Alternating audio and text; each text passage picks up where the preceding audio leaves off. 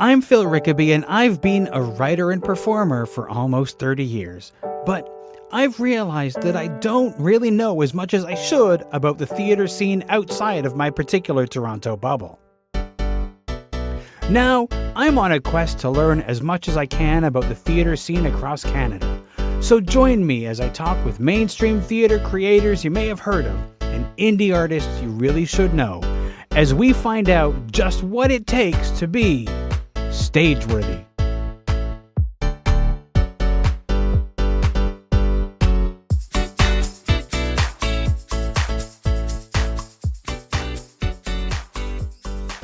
If you value the work that I do on Stageworthy, please consider leaving a donation either as a one-time thing or on a recurring monthly basis.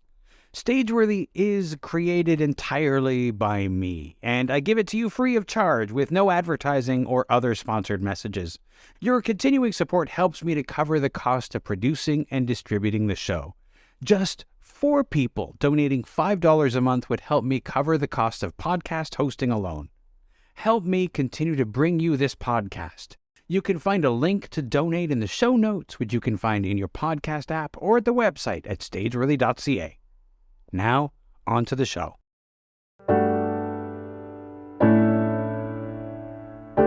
Keith Brown is a world-class magician, speaker, and VIP entertainer. He will be bringing his incredible magic to the Toronto, Winnipeg, and Edmonton Fringe Festivals.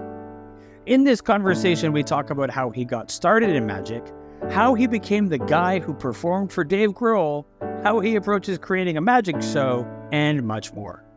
Here's our conversation.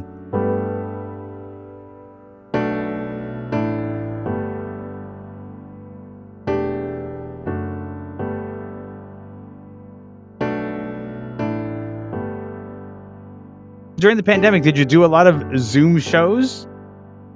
Oh yeah, I did a lot of Zoom shows. I also started producing for other people. So me and my friend John Patterson, who's like a 25-year Fringe vet, started Fringe live stream, and we streamed Fringe artists and we gave them all the money. We ran it just like a Fringe. And because of that, people took notice and people started hiring us. So there's a local company in town, like I've done CFL and Grand Slams of curling for them for like the past year to send that out to an international audience. Other people wanted us to host their conference online. So there's still stuff that I do. Like I did a stream gig earlier today that ended up being for American Express kind of thing, as well as all of that sort of informed my last Fringe show, which was at the Toronto Fringe last year, because I spent all this time and money learning these skills and acquiring this knowledge. So I more or less did a Zoom magic show, but in a theater where I was like, look, I'm going to do a card trick to the camera, but we're going to put it on a giant movie screen. Nice.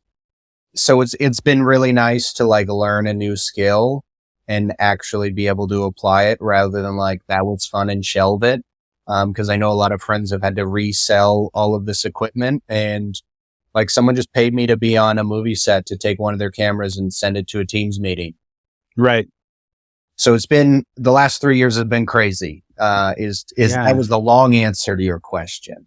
I do think that it's too bad that so many people, they invested in the camera, they invested in the equipment, and then, they felt like I don't need this anymore. I can get rid of it. When I think that there are definite transferable skills that people could use, and a lot of us were theater performers, but we don't particularly like the online video, but I do still think it has a place.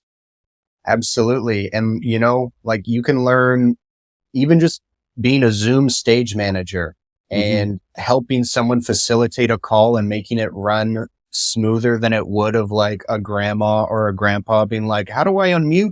And dealing with those issues. There's so many transferable skills, but I definitely leaned into the tech side and behind the scenes aspect in the last 3 years. So it has been nice to get back to the stage and take some of those skills and be like, look, I didn't just sit at home and grow this beard. I actually did learn a few things as well and get to showcase that. Yeah. Yeah, I did speak to Johnny P just as Fringe Livestream was getting started back in 2020, and it was a really fascinating thing to see happen.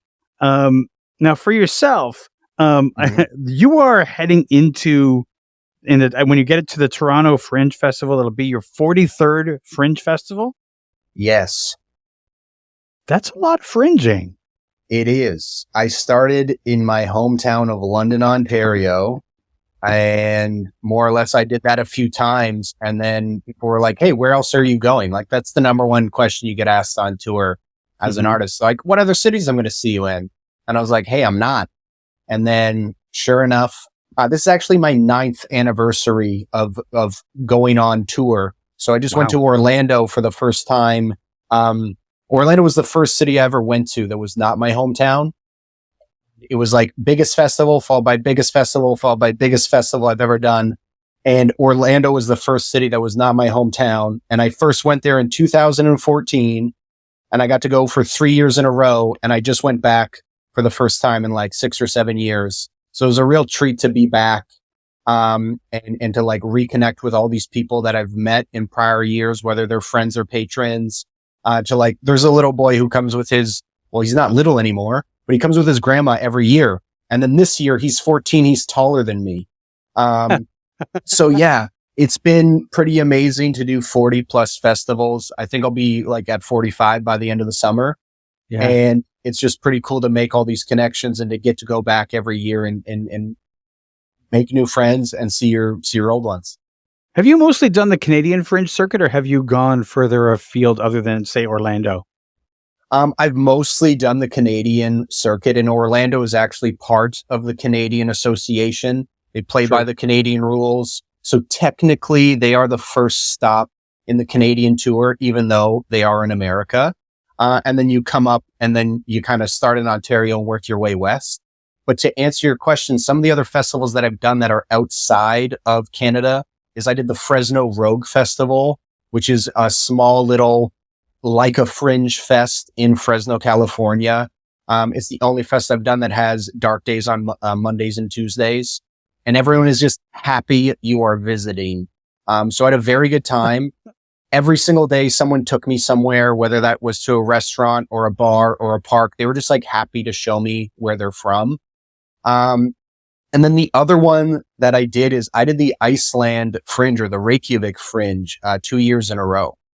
I've been fascinated by that festival because it happens when they have like the full daytime, doesn't it? It's like the sun doesn't set during Fringe.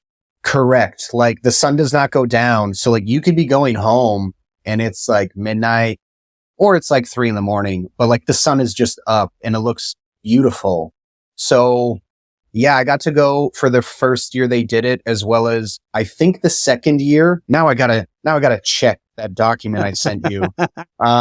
It's hard. Like when you've done this many Fringes, they kind of blend together. So I'm like, oh yeah, I went on tour right after I got out of school, and then I would have done these cities and these cities. So Yeah. I would have done Reykjavik in 2018 was their first year, and in 2019. Wow. But yeah, during like the sun does not set, and it's kind of crazy. Like I didn't even notice it for the first few days. Like I wasn't paying attention. And then I was like, oh yeah, it's going to be like this the whole time. So good luck going to sleep. But I had a great time there. You really need blackout curtains or something for that. Yeah. But the nice part is you can walk home at 3 a.m. and it looks like the middle of the day. So it's not like you're walking down like a road in the middle of the dark by yourself kind of thing. As well as everyone there is super friendly. Like the police don't have guns. People leave their babies in the carriage outside of the shop. Like no one's stealing the baby. It's just a giant small town that happens to be on an island. And most of those people do live in Reykjavik. Yeah, that's pretty awesome. And I mean, I know that I've been to Iceland and everybody is pretty fluent in English, but the Fringe is also English, or is it like English and Icelandic and other languages as well? It's kind of everything. It's whatever you bring. It was mostly English. They did have a bunch of dance and drag shows. They also had a lot of comedy shows because they have a comedy bar right downtown. But I do remember like there was some shows where it's like there was a show for some reason I want to say it was in German or something, but like they had shows that it was like, hey, I came from Europe. This is my country. This is what I'm doing it in. There's definitely shows in Icelandic. One of the shows I do remember that I couldn't participate in was they had a phone walking tour. So you showed up at a spot. They gave you like an armband. You'd call a number. And it was like a guided tour around the city, but it was like a ghost tour or like rather than just tell you historical facts, they took some liberties with it and had some fun. And I couldn't participate because it would have killed my phone bill. Yeah, absolutely. Absolutely.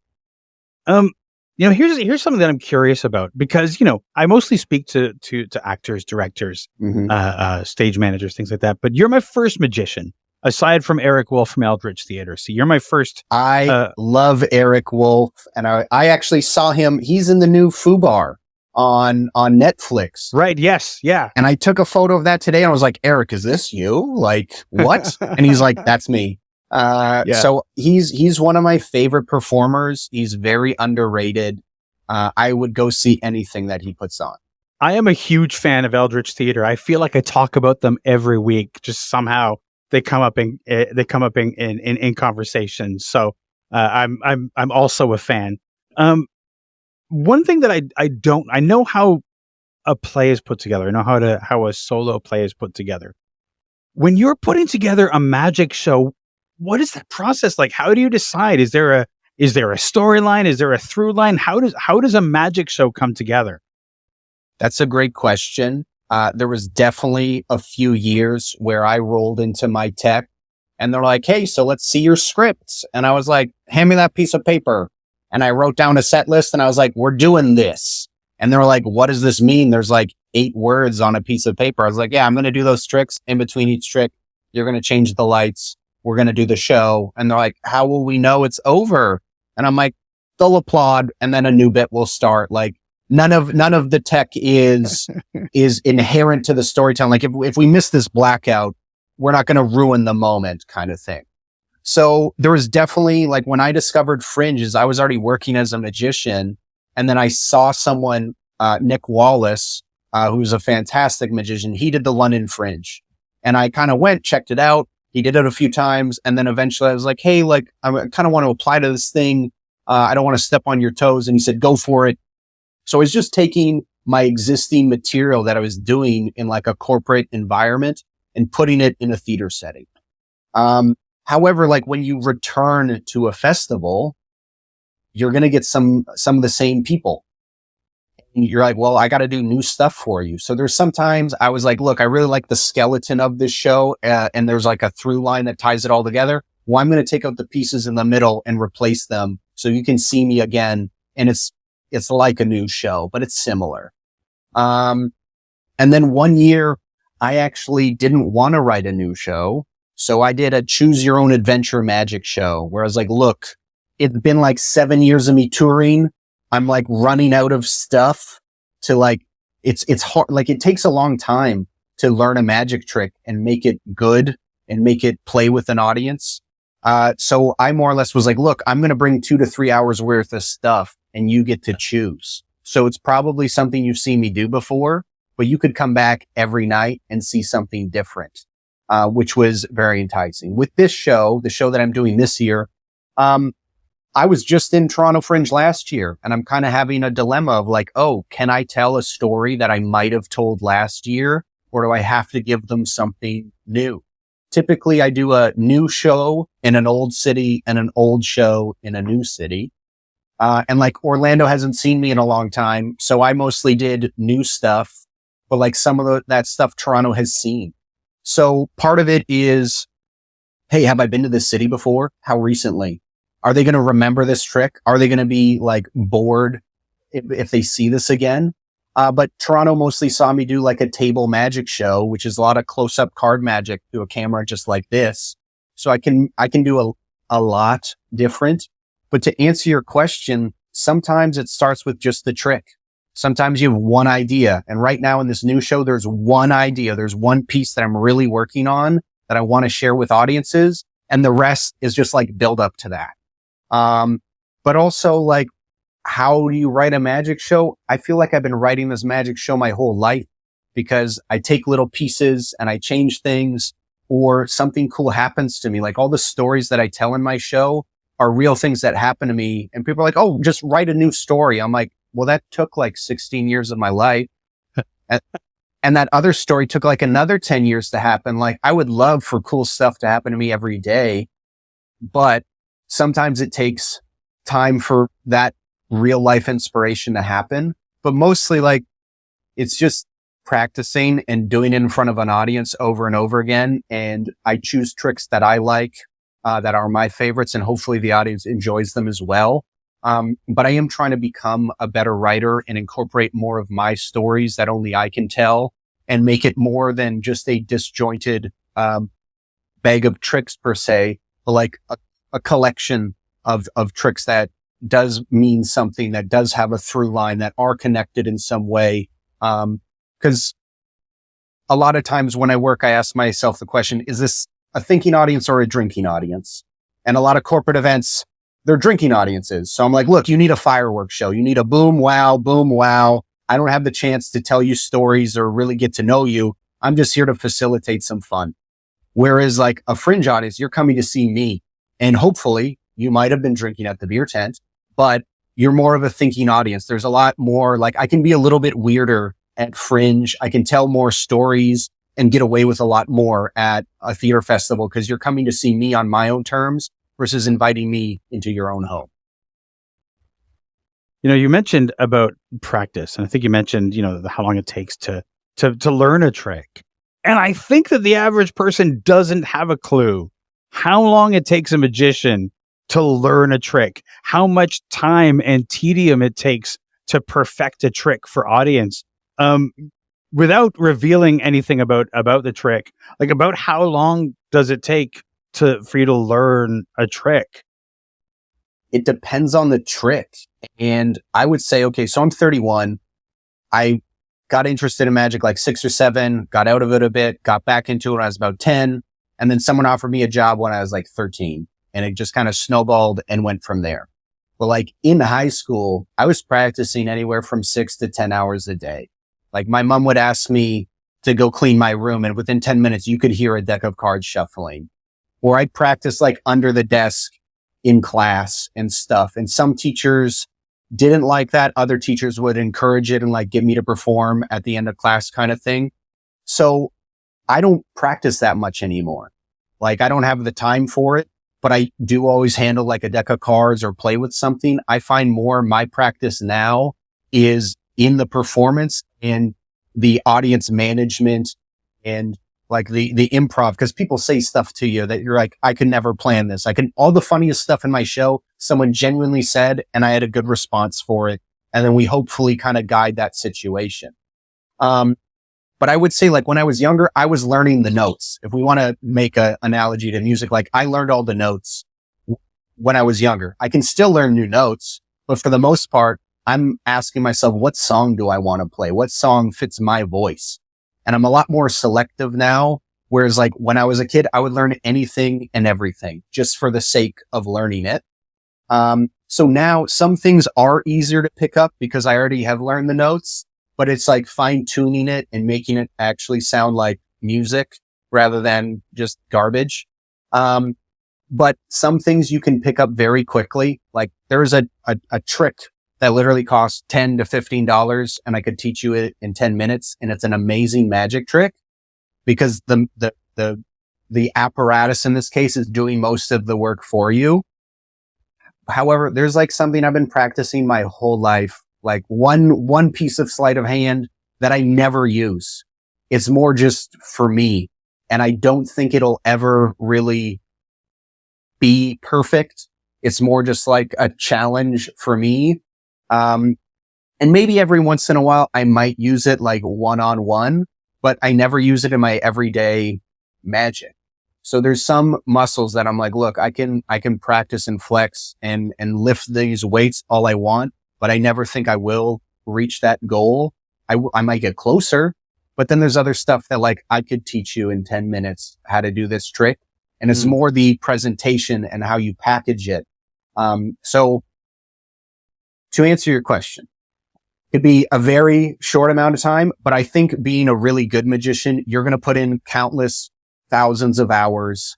And then once you do learn the notes, then you're going to spend thousands of hours playing the notes. So for me right now, I would rather like put my time practicing the business of magic or in actually the performance of magic and be like, hey, you know what?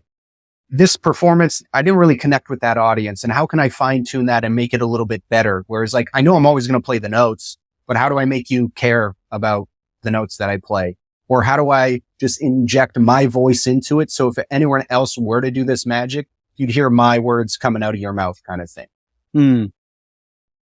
I mean, you mentioned, starting magic, getting interested in magic pretty young. Were you, aside from the magic, were you a born performer? Was performing something that you were interested in? Or was it like you were interested in magic and performing sort of had to come out of that? That's a great question. To be honest, no one's ever asked me that before. I think they kind of went hand in hand. I guess one thing to consider is I'm the youngest of 3 boys. So, and we all had an interest in magic in some degree or another. Like my one brother loved the history and the stories of magic. My middle brother did learn some tricks, and that's actually where I learned my first trick. Like he got a paid gig before I ever did. But we also we were always in the school plays and things like that. So I don't know. I found magic to be a way that I could express myself, as well as like it did make me focus on communication skills. Like my brothers used to always poke fun of me that I would tell stories that would just end. It was like, and then what? And it's like, that's it. And now meanwhile, like people pay me to tell stories on stage and communicate ideas. So magic was a way for me to learn communication skills and self-confidence and all these other things. But I also did I was in all the school plays in public school. I was in a couple in high school, and then I did go to theater and film school. So I do find they both went hand in hand and would complement each other a lot. But magic's also just interesting. Like a good magic trick can carry a bad performer. So there's definitely a lot of years of that happening. But it did allow me to just, hey, you're going to get better the more that you do this. And I'm going to take every opportunity to do that. So hopefully I bridged the gap a little bit is what I'm trying to say. Yeah, absolutely. Absolutely. I was, when I was a kid, I was fascinated by magic. Still am. Magic is I'm a nerd for magic. I don't do it, but I love to watch it. But and that probably comes from when I was a kid. And since I'm an old man, it was the 70s. And since it was the 70s, Doug Henning, before he went all a little weird, he was the big name in magic doing blockbuster specials on television. And it was just that sort of got me really interested in just watching magic, being an audience for magic. I think when I was a kid, it never occurred to me to say, how did he do that? It was just cool. Being amazed by it. Right. I think one of the secrets to Doug's success is he's just as amazed as you are. He gets to revel in the magic just as much as you do. And a lot of people, myself included, get into magic because they saw something cool and they had this wonderful moment where door to creativity, infinite possibility, wonder, that childlike sense of play. You're just oh my God, I don't understand, but this is fun. Well, when you learn magic, you get that less. So I get to the way for me to experience magic is if a magic friend who's more skilled than me just fools the pants off of me, which does happen but not nearly as much as it used to. Or I live vicariously through my audience. And I think Doug is a great example of that, he's just as amazed as you are. And he is just grateful that we get to cherish this moment. So Doug has always been an inspiration of mine. Yeah, absolutely. Absolutely. Would you like to know a Doug Henning story? 100%. I would love to know a duck hunting story. So they used to do those TV specials live, like live to air. Well, one of them, a tiger got loose backstage. Someone didn't lock the cage. So Doug is doing his show, and unbeknownst to him, there is a tiger roaming the hallway. And the studio found out about this and was like, cool, it is now live to tape. Like, we're going to film this and then we're going to hit play live, but we can't take the risk of a tiger mauling someone on live TV. So we'll still produce your specials, but they won't go live to air. They'll be live to tape, essentially. I wonder how he felt. I mean, obviously you can't really argue with the tiger got loose, somebody could die argument, but I wonder how he felt about that, because there was something about the fact that, like, it's live, right? There's that dynamic thing.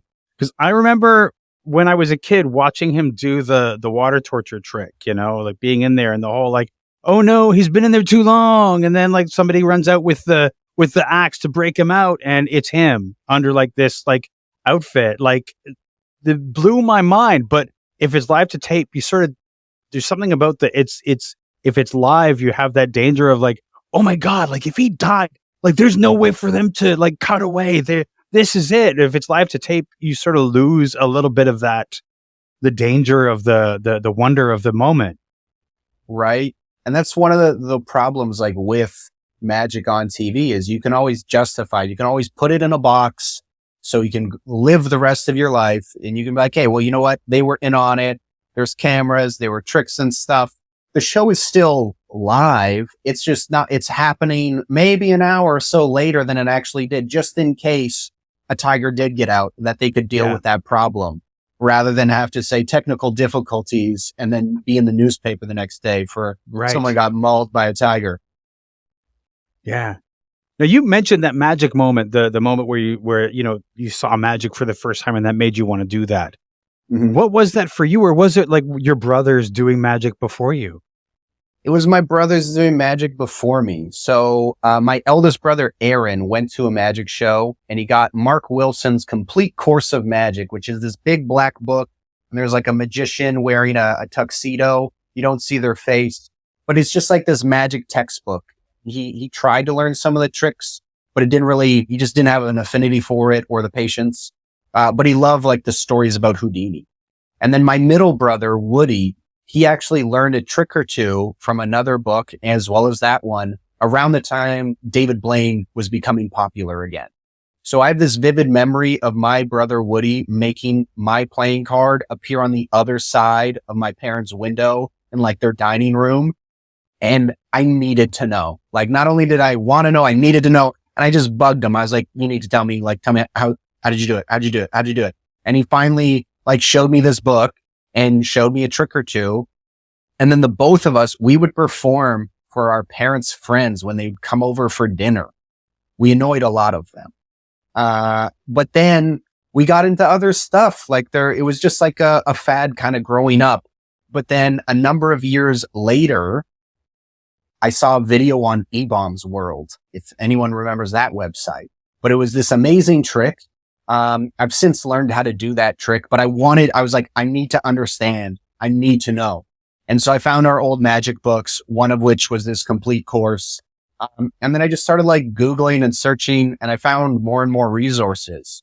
And more or less one question kind of led to the next and to another one and to another one. And now all of a sudden you're interviewing me on this podcast, and it's been like 20 years, which is crazy to me. So it always came from like a place of curiosity, a place of passion. And luckily, like opportunities just kept coming. But when I was younger, we had a couple books. My middle brother, Woody, showed me a trick, but then we found other books, or we found like VHSs and magic DVDs.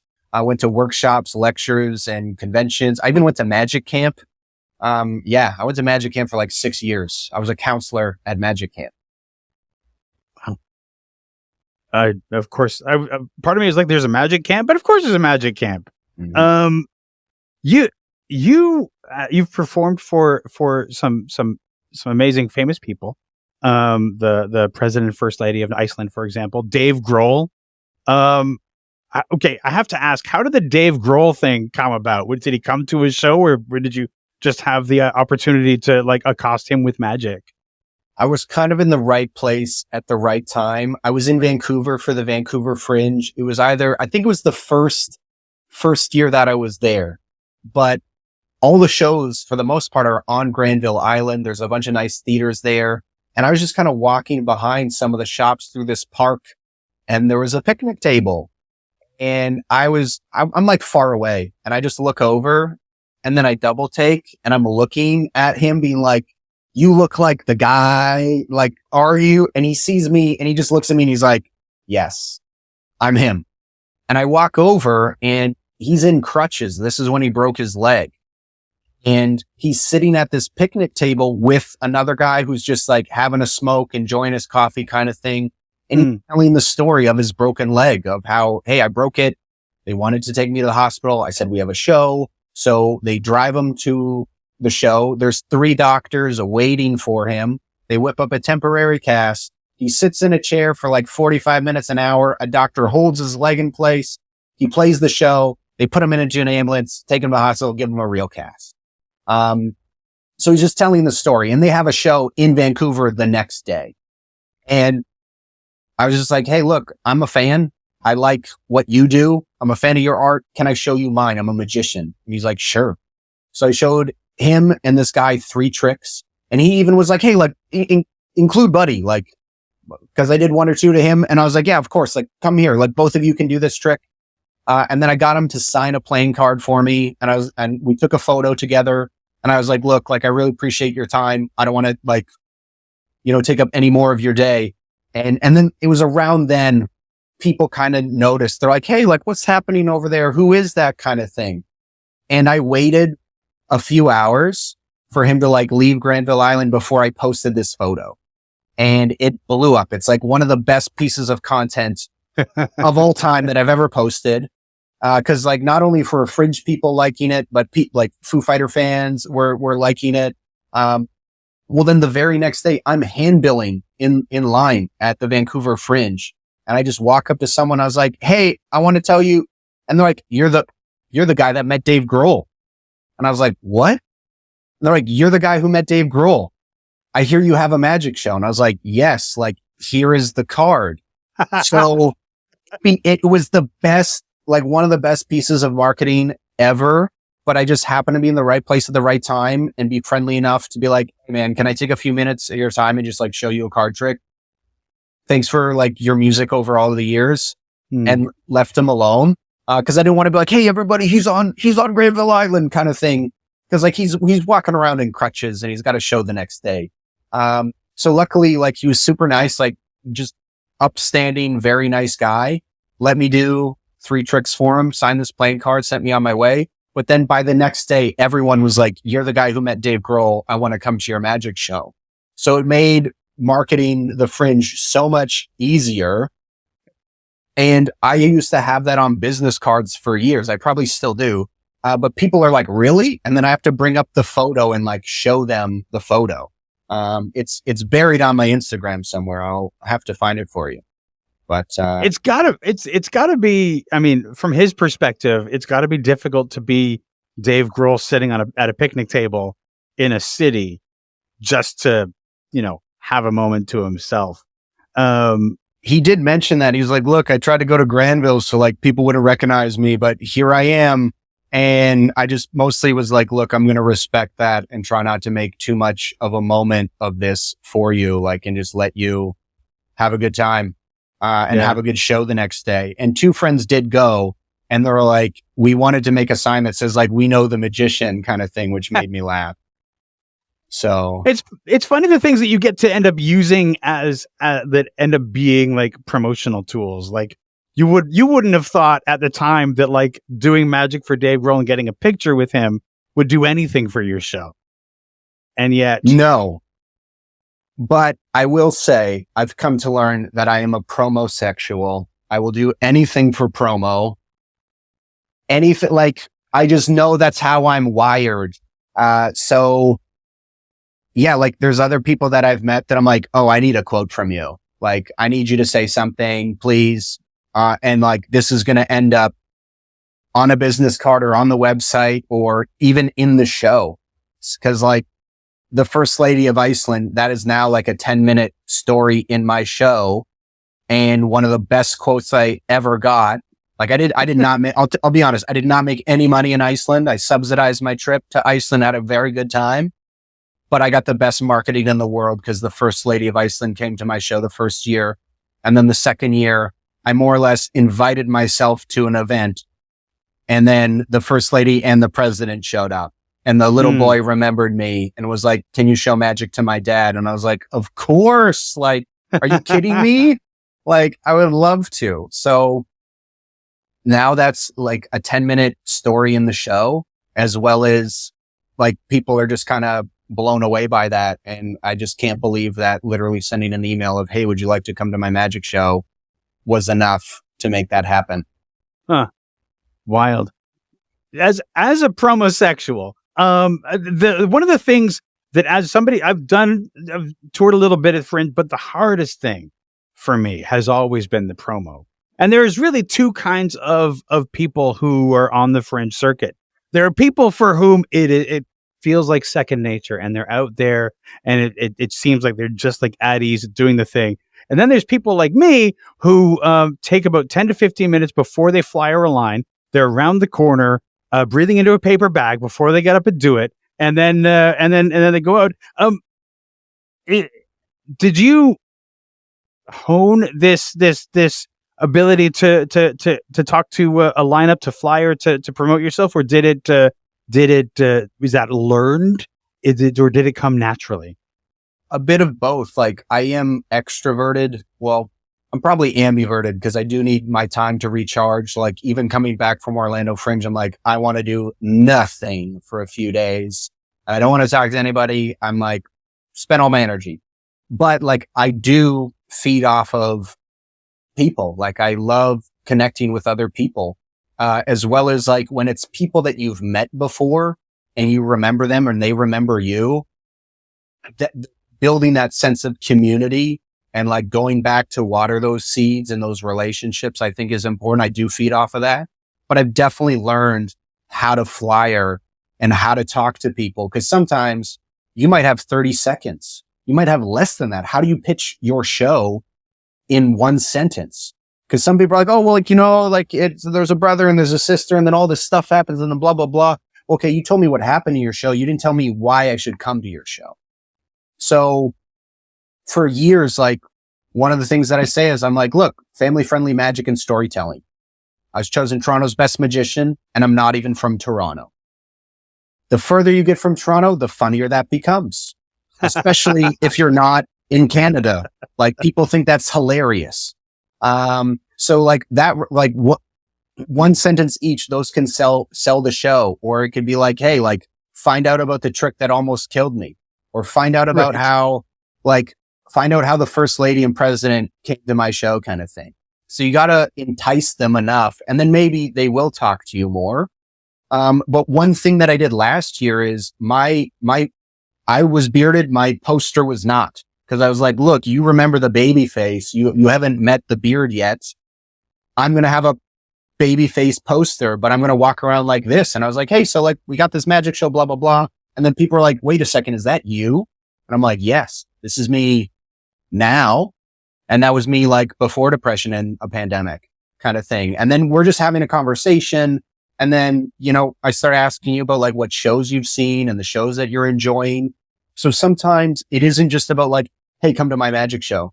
You'll love it. It's like, hey, like, is this your first festival? What shows have you seen today? Oh, like this is the only day you have to go see stuff. Like, oh, you're looking for a comedy? Go see this show. So I do think even if you do have an affinity for it already, whether you're a people person or you're a strong communicator, there is definitely like the art to hand billing and the art of a pitch, because people don't like being handed garbage. And in fact, I've stopped hand billing. Like I don't print handbills anymore. I just talk to people and I either use my poster. The Edmonton Fringe during the pandemic said, hey, no handbills. First because of COVID, and then the second year because of Save the Trees. And I've really enjoyed that because I don't have to spend a couple $100 printing business cards or postcards. I don't have to spend time designing them. I would rather actually talk to you and hopefully make an impression that makes you want to come to my show, and just being like a good ambassador for the Fringe, because you're here for a good time. I might not be that answer, but do you want to know where a venue is? I can tell you. Heck, I might even walk you there. But like, oh, you're looking for a one-man storytelling show? Check out these ones. Oh, you're looking for a comedy? Check out that. So like, I would much rather just facilitate a good time. Hopefully that's you coming to my show. But all that stuff, like there's all these little things that I learned over doing it thousands and thousands of times. Because as soon as like if you're doing a 5-minute pitch and then a line starts walking, you're done. The show's going in. Oh yeah. Like that is the end of the pitch. So people do ask me like, hey, can you do magic for me? And I'm like, no, come to the show. Yeah. Because if this line starts moving and I'm halfway through a trick, it's just going to look crappy. And I don't want to put myself at that disadvantage. I'd rather just either make you laugh or make you smile or give you a reason to come to my show and hopefully like whet your appetite to come more. But all those things were from learning from other people do it before me. Like there's so many fringers that have given me like little bits of advice that you're like, oh, okay, cool. And they're little things. Like it could be like, hey, don't put your poster in the porta potty so people don't associate your show with taking a dump. Right. Which is like, oh, I never thought about that. But you're like, but that's a high visibility area, right? Yeah. Or could just be something of, I mean, I'm trying to think of another piece of advice, but yeah, there's all these little tips and tricks, and part of it is by doing it, but also observing others to be like, oh, like how do you pitch?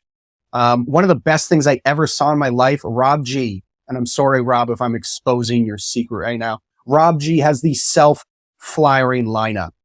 He prints a piece of paper, he laminates it, he goes to the front of the line and goes, read this, hand it to the next person. And he sits there and he waits. And sure enough, all these people read the piece of paper that says Rob G is awesome. This is when the shows are. This is how you get tickets. Cool. And they hand it to the next person and it goes all the way down the line and he just waits at the end and he collects it. So that could be something for someone who, you know, is breathing in the bag. I'm stunned. I'm stunned. Right. Or there's people who like walk around with a portable projector, anything that's like eye attention, like grabs your attention and your focus. But also like, you don't want to disrupt people. You don't want to just like shout at them and yell at them. So I just find like being like, hey, my name's Keith. I want to shamelessly invite you to my magic show. Oh, how's your Fringe going? And just talking to people has served me way more than all these other little things. It's so, I mean, I've been at the end of the unfortunate end of a bad pitch. Like I've been in line and bad pitch comes, and I don't think people realize how detrimental a bad pitch is to your show. Like it will make people not want to see your show. And a too long pitch. There's so many ways that you can shoot yourself in the foot. And I think that a lot of times you can sort of, I mean, you can always tell who are the Fringe veterans by their pitch, right? Because if they really know their stuff, it's a good, concise, quick pitch. At the same time, there are Fringe vets who don't like pitching, so they hire someone. Like John Bennett is infamous. Like people are like, why should I come to your show? And he's like, maybe you shouldn't. I don't know. And like he doesn't care. And he's like, I don't want to talk to people. I just want to do my show and I want to see my friends and have a good time. But like, I don't want to do this. And there's literally times where a producer is like, take him away because he's killing ticket sales right now. So yeah, I do think like you will see the vets. And one of the best pieces of advice I ever got was from Jeff Laird, who's a Vancouver based artist. And he more or less was like, you need to convert the number of people you talk to into the ticket price. So let's say the ticket price is $10. Well, if you talk to one person, that could be $10 in your pocket. If you talk to 10, it could be $100 in your pocket. So that's incentive for you to just talk to a few more people, because that's the difference between you having like a Subway sandwich or like a nice steak dinner tonight. Right. So some people are like, hey, I'm done. I'm tired. But it's like, hey, just talk to 10 more people. That could be another $100 maybe in your pocket. And then you just keep doing that. And all of a sudden, like, that net gets wider and wider. Yeah. When I did my show at the 2019 Toronto Fringe, I was very fortunate that my stage manager loved flyering and ended up being really good at it. And so I didn't have to do it because he did it. And that is a rare occurrence for me, because I usually, when I travel, I don't have a stage manager, so it all falls to me. But it was sort of like a wonderful thing to like find somebody who really thrived on it, and to be like, okay, you can do it. I'm happy with that. Some of the bigger fests, like, you can hire people in Winnipeg and Edmonton to flyer for you. I used to have my stage manager flyer for me, but after the first couple of years, I was like, hey, look, it doesn't sound like this is your thing. I'm good at this, as well as like, if I were to get you to do this, I'd be paying you more money. So I'd rather just keep you as the amazing stage manager that you are. Shout out Steph Taylor. Rather than make you do things you don't want to do, kind of thing. Cause like, you can always delegate and find someone who is good at that. Yeah. Speaking of talking to people, I'm curious about, a comedian will tell somebody they're a comedian and they immediately go, say something funny. When people find out you're a magician, are they immediately do a magic trick? Is that the downside to being a magician? Yes. People ask me that all the time. They're like, you're a magician? Dance, monkey, dance. Yes, yes. When I was younger, I didn't mind it as much because I was like, oh, I get to practice. I get to show you stuff. The one thing I've come to realize is that some people are asking to be nice. Some people don't want to see you do magic, but they're like, oh, you're a magician. I've never met a magician before. And then you start performing, and then you kind of notice this awkward tension, and you're wasting everybody's time. So one thing I started doing, and mostly in social settings, I'd be like, hey, like, I just got to the party or wherever I am. I'm like, I really want to thank our host, but if you come find me in like 20 minutes, I will show you some. And more or less, I have put the onus on them, because if you really want to see it, you will find me, you will seek me out, and you will ask for magic. And now I know, like, I'm more or less asking you to qualify yourself as someone who's interested in magic by seeking me out and putting in just a little bit of extra work. Whereas if you don't, you're not going to come find me, and I can go enjoy the party. I can do whatever it is that I want. Right. But if like you are interested, who am I to rob you of that moment? Or the one thing that I have been doing a lot recently is I just tell people, like, we just have a conversation like we are now, where I'm like, yeah, actually, I just got back from Orlando. Like, I got to do all these shows in the back of a gay bar. It's like the 4th time that I've been there, and the next cities that I'm doing. And then based off of the conversation, people are like, oh, like, you seem legit. Like, you seem good, rather than just like some guy on the street who knows a trick like my uncle or something. Right. And then it's kind of like, oh, like, well, yeah, like, follow me. Like, why don't you check out my socials, kind of thing? And like, yeah, well, why don't you find me like later after dinner or something? Yeah. Kind of thing. So I would rather qualify people to find like real magic fans rather than waste both of our time, which has definitely happened a lot. But people have tend to notice from our conversation that they're like, oh, you seem serious about this. You seem like you've been doing it a long time. You seem good. And that's kind of like enough for them. But it is really nice when you do get to share like a magic moment with someone who didn't expect it. Cause one, you never know who that person is and what they could do for you or what you could do for them. And that's literally all of my stories, as I just happen to show magic to somebody. And then they're like, oh my God, you want to perform at like a Stanley Cup party? And I'm like, what? Sure. So like things like that, like you have no idea who that person is, what they're going through, what they could do for you, or even what you could do for them. Yeah. So like, who am I to rob people of that scenario? Part of it is mostly like, what's the context? Like, am I going somewhere? Am I busy? Am I running late? Cause when I was younger, people would ask me at the cafeteria at lunch. People would ask me like on the way to class, and I'm like, we're literally walking into class. Like we're going to be late. people would ask me and I'd be like, how did you get in my bathroom? Yeah. So I do welcome it because it comes from a place of curiosity, but I can see how a lot of people would get annoyed because it's like, oh, I got to tell a joke now. I got to do my thing. But I would rather just like have a conversation with you and be like, oh, have you ever met a magician before? Or like, what was the last magic show you saw? And we're just talking about it rather than like, oh, I gotta bust out the moves and dance for you. But it is a good party skill. Like, don't get me wrong. Like, it's not like you can, well, maybe you can just go to a party and be like, the play that I've been writing and start reading it. But a magic, like a magic trick at a party tends to go over a lot better. So it's definitely a way you meet people. Yeah, for sure. Now, having just got back from the Orlando Fringe, I would be remiss without mentioning that you won the Critics' Choice Award for Best Magic Show at the Orlando Fringe. And so congratulations on that. Some fringes are really big on having awards and others are not. Is Orlando like really big on the awards, or like what is that? Orlando did have a lot of awards. Like the award show was like almost 2 hours, but they had awards that were like chosen by a committee of staff members for shows. They also had some chosen by their gay publication, The Watermark. So that was specifically highlighting like gay and queer shows, which I think is awesome.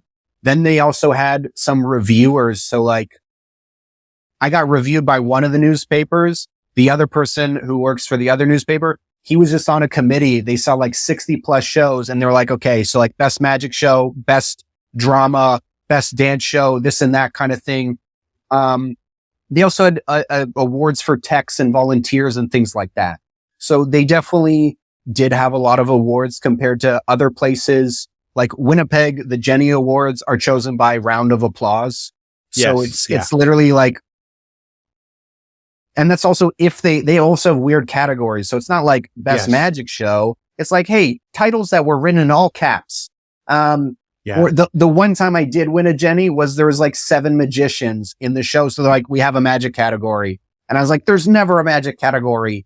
And I just happened to have a lot of friends in the room. So now normally would I tell anybody this? No, I would slap that on a poster in between some laurels and get butts and seats because it looks good.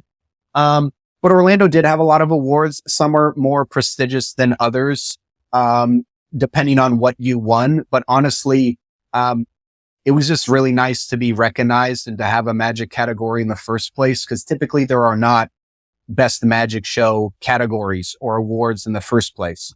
So that was really nice, as well as Orlando was the first city I ever went to. And I remember I went there 3 years in a row and I was very green at the time. And I remember being in the beer tent, like, oh my God, I would love to win something.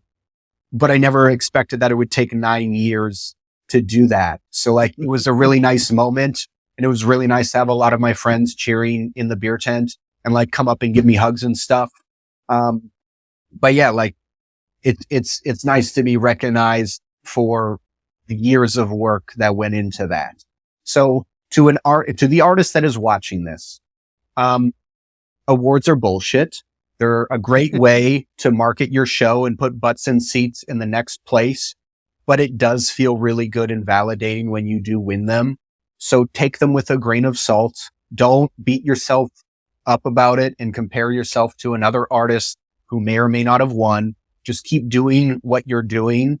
And the other thing is like, I remember I won an award in my hometown and then like I never won anything again. And the producer was like, oh, you don't need to win anything here ever again. Like we gave you the nod. You can take this to other cities. We need to do this for everybody else who needs it. Like you already got the pat on the back.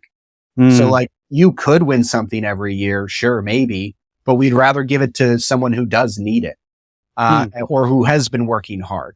So like awards are great, but they can also be just a whole bunch of bullshit. So like don't associate your value and your artistic merit with them, whether you do or you don't win them.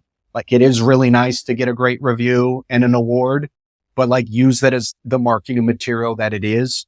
and just keep doing what you're doing, which should be awesome work. Yeah.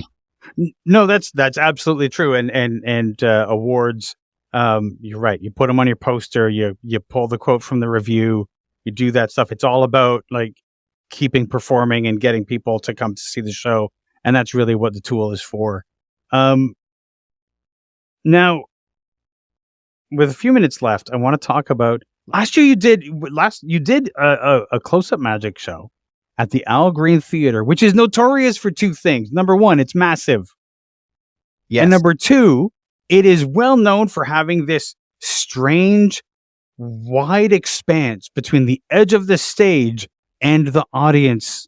How did you deal with that? I noticed that you're back at the Al Green this year with another show.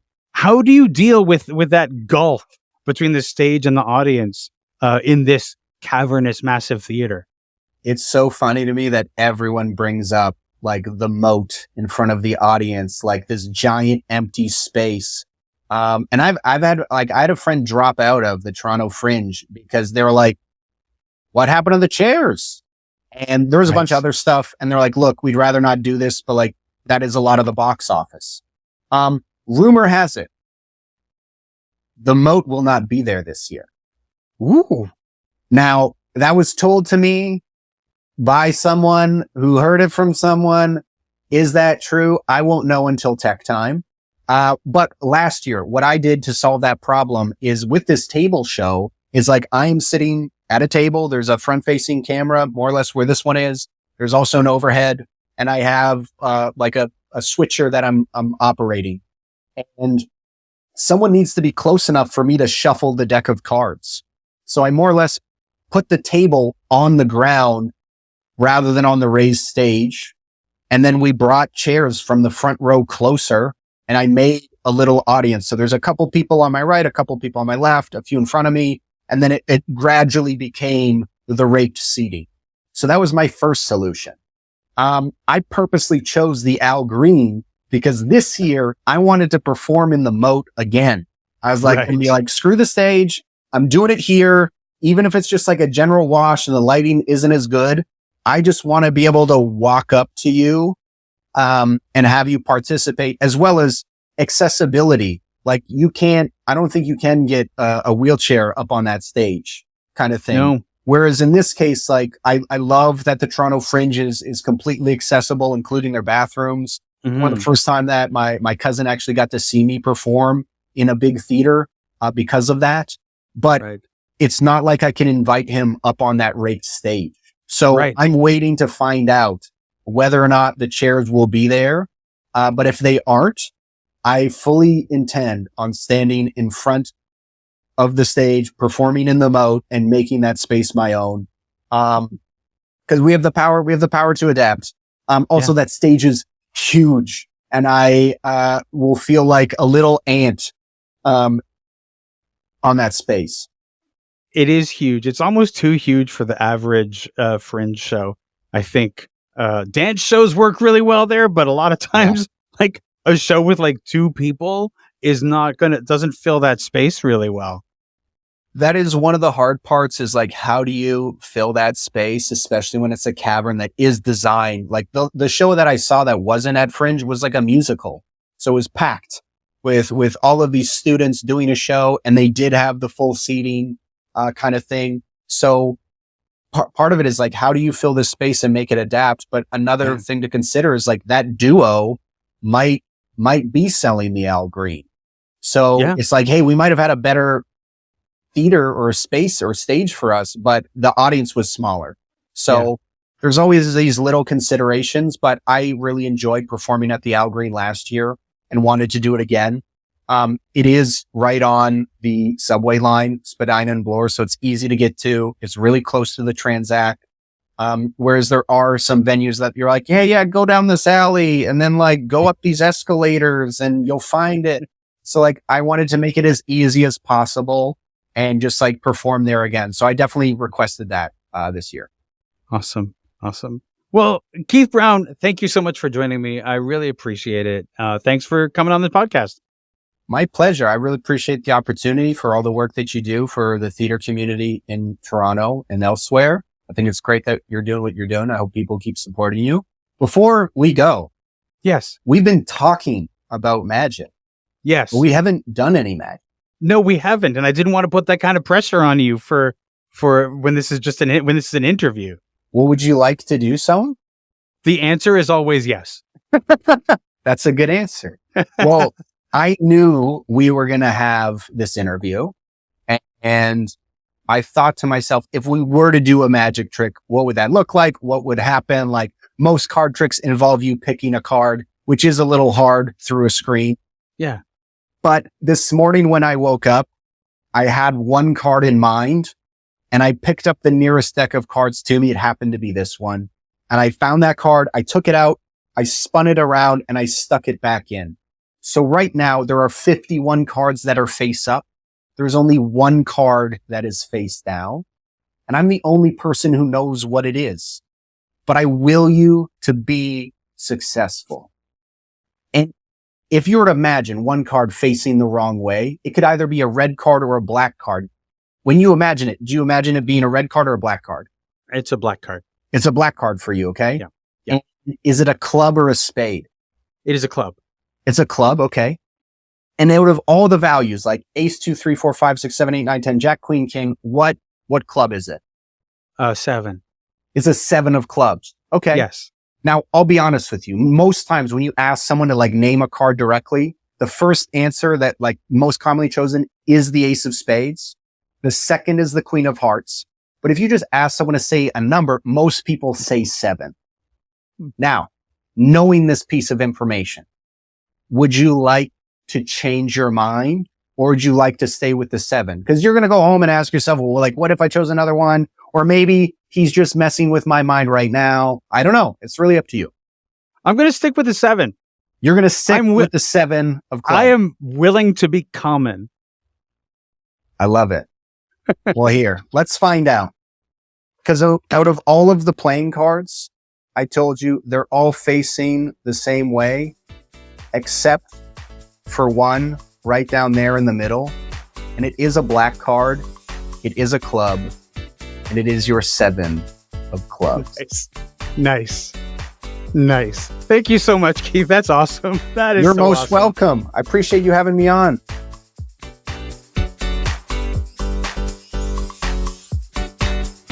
This has been an episode of Stageworthy.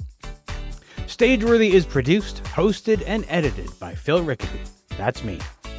If you enjoyed this podcast and you listen on Apple Podcasts or Spotify, you can leave a 5-star rating. And if you listen on Apple Podcasts, you can also leave a review. Those reviews and ratings help new people find the show. If you want to keep up with what's going on with Stageworthy and my other projects, you can subscribe to my newsletter by going to philrickaby.com/subscribe. And remember, if you want to leave a tip, you'll find a link to the virtual tip jar in the show notes or on the website. You can find Stageworthy on Twitter and Instagram at StageworthyPod, and you can find the website with the complete archive of all episodes at stageworthy.ca. If you want to find me, you can find me on Twitter and Instagram at Phil Rickaby, and as I mentioned, my website is philrickaby.com. See you next week for another episode of Stageworthy.